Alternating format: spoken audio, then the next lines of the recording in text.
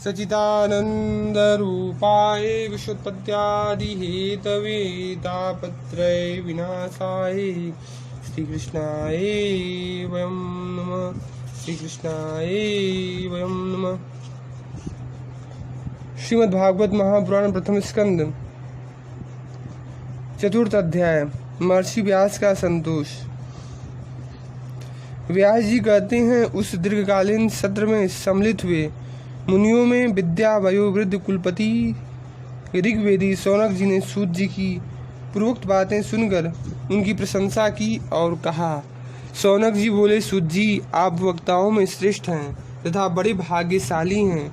जो कथा भगवान श्री सुखदेव जी ने कही थी, वही भगवान की पुण्यमयी कथा कृपा करके आप हमें सुनाइए। वह कथा किस युग में, किस स्थान पर और किस कारण से हुई थी?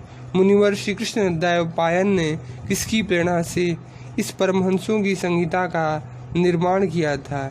उनके पुत्र सुखदेव जी बड़े योगी, समदर्शी, भेदभाव रहित, संसार निद्रा से जगे एवं निरंतर एकमात्र परमात्मा में स्थिर रहते हैं। वे छिपे रहने के कारण मूढ़ से प्रतीत होते हैं। व्यास जी जब सन्यास के लिए वन की ओर जाते हुए अपने पुत्र का पीछा कर रहे थे, उस समय जल में स्नान करने वाली स्त्रियों ने नंगे सुखदेव जी को देखकर तो वस्त्र धारण नहीं किया, परंतु वस्त्र पहने हुए व्यास जी को देखकर लज्जा से कपड़े पहन लिए थे। इस आश्चर्य को देखकर जब व्यास जी ने उन स्त्रियों से इसका कारण पूछा, तब उन्होंने उत्तर दिया कि आपकी दृष्टि में तो अभी स्त्री पुरुष का भेद बना हुआ है, परंतु आपकी पुत्र की शुद्ध दृष्टि में यह भेद नहीं है। कुरुजांगल देश में पहुंचकर हस्तिनापुर में वे पागल, गूंगे तथा जड़ के समान विचरते होंगे। नगरवासियों ने उन्हें कैसे पहचाना? पांडव नंदन राजर्षि परीक्षित का इन मौनी सुखदेव जी के साथ संवाद कैसे हुआ, जिसमें यह भागवत संहिता कही गई? महाभाग, श्री सुखदेव जी तो गृहस्थों के घरों को तीर्थ स्वरूप बनाने के लिए उतने ही देर उनके दरवाजे पर रहते हैं जितनी देर में एक गाय दूही जाती है। सूत जी, हमने सुना है कि अभिमन्यु नंदन परीक्षित भगवान के बड़े प्रेमी भक्त थे। उनके अत्यंत आश्चर्यमय जन्म और कर्मों का भी वर्णन कीजिए। वे तो पांडव वंश के गौरव बढ़ाने वाले सम्राट थे। वे भला किस कारण से साम्राज्य लक्ष्मी का परित्याग करके गंगा तट पर मृत्यु पर्यंत अनशन का व्रत लेकर बैठे थे? शत्रुगण अपने भले के लिए बहुत सा धन लाकर उनकी चरण रखने की चौकी को नमस्कार करते थे। वे एक वीर युवक थे। उन्होंने उस दुस्तेज लक्ष्मी को अपने प्राणों के समान भला क्यों त्याग देने की इच्छा की? जिन लोगों का जीवन भगवान की आश्रित है, वे तो संसार की परम कल्याण, अभ्युदय और समृद्धि के लिए ही जीवन धारण करते हैं। उसमें उनका अपना कोई स्वार्थ नहीं होता। उनका शरीर तो दूसरों के हित के लिए था। उन्होंने विरक्त होकर उसका परित्याग क्यों किया? वेदवाणी को छोड़कर अन्य समस्त शास्त्रों के आप पारदर्शी विद्वान हैं। सूत जी, इसलिए इस समय जो कुछ हमने आपसे पूछा है वह सब कृपा करके हमें सुनाइए। सूत जी ने कहा, इस वर्तमान चतुर्युगी के तीसरे द्वापर युग में महर्षि पराशर के द्वारा वसु कन्या सत्यवती के गर्भ से भगवान की कला अवतार योगी राज व्यास जी का जन्म हुआ।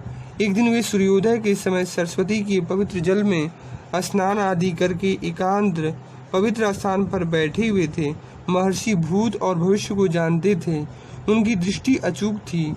उन्होंने देखा कि जिसको लोग जान नहीं पाते, ऐसे समय के फेर से प्रत्येक युग में धर्म संकरता और उसके प्रभाव से भौतिक वस्तुओं की भी शक्ति का नाश होता रहता है।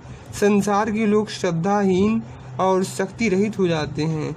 उनकी बुद्धि कर्तव्य का ठीक ठीक निर्णय नहीं कर पाती और आयु भी कम हो जाती है। लोगों की इस भाग्यहीनता को देखकर उन मुनीश्वर ने अपनी दिव्य दृष्टि से समस्त वर्णों और आश्रमों का हित कैसे हो, इस पर विचार किया।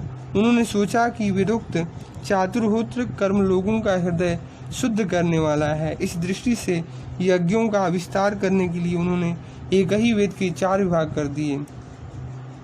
व्यास जी के द्वारा ऋग, यजु, साम और अथर्व इन 4 वेदों का उद्धार हुआ।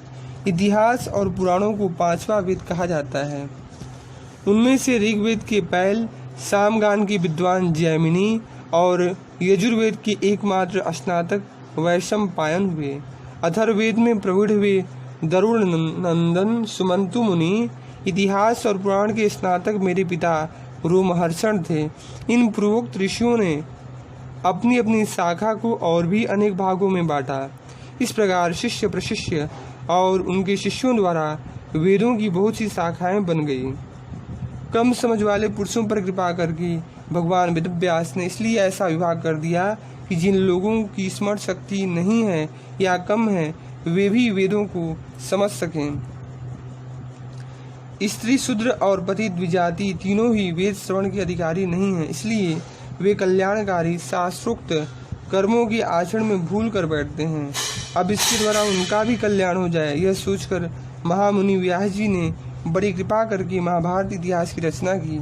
शौनक आदि ऋषियों यद्यपि व्यास जी इस प्रकार अपनी पूरी शक्ति से सदा सर्वदा प्राणियों के कल्याण में ही लगे रहे, फिर भी उनके हृदय को संतोष नहीं हुआ। उनका मन कुछ दुखी सा हो गया। सरस्वती नदी के पवित्र तट पर एकांत में बैठकर धर्मवेता व्यास जी मन ही मन विचार करते हुए इस प्रकार कहने लगे।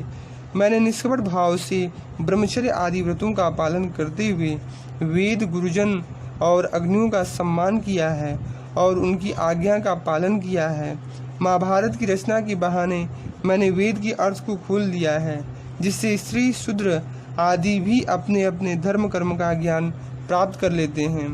यद्यपि मैं ब्रह्म तेज से संपन्न एवं समर्थ हूँ, फिर भी मेरा हृदय कुछ अपूर्ण काम सा जान पड़ता है। अवश्य ही अब तक मैंने भगवान को प्राप्त कराने वाले धर्मों का प्रायः निरूपण नहीं किया है। वे ही धर्म परमहंसों को प्रिय हैं और वे ही भगवान को भी प्रिय हैं। श्री कृष्ण द्वैपायन वेदव्यास जी इस प्रकार अपने को अपूर्ण सा मानकर जब दुखी हो रहे थे, उसी समय पूर्वोक्त आश्रम पर देवर्षि नारद जी आ पहुँचे। उन्हें आया देख व्यास जी तुरंत खड़े हो गए।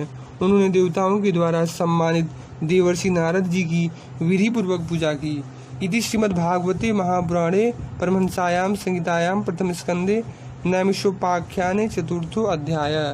हरे कृष्णा कृष्ण कृष्ण हरे हरे, हरे राम राम राम हरे हरे, हरे कृष्णा कृष्ण कृष्ण हरे हरे, हरे राम राम राम हरे हरे, हरे कृष्णा कृष्ण कृष्ण हरे हरे, हरे राम राम राम हरे हरे, हरे कृष्णा कृष्ण कृष्ण हरे हरे, हरे राम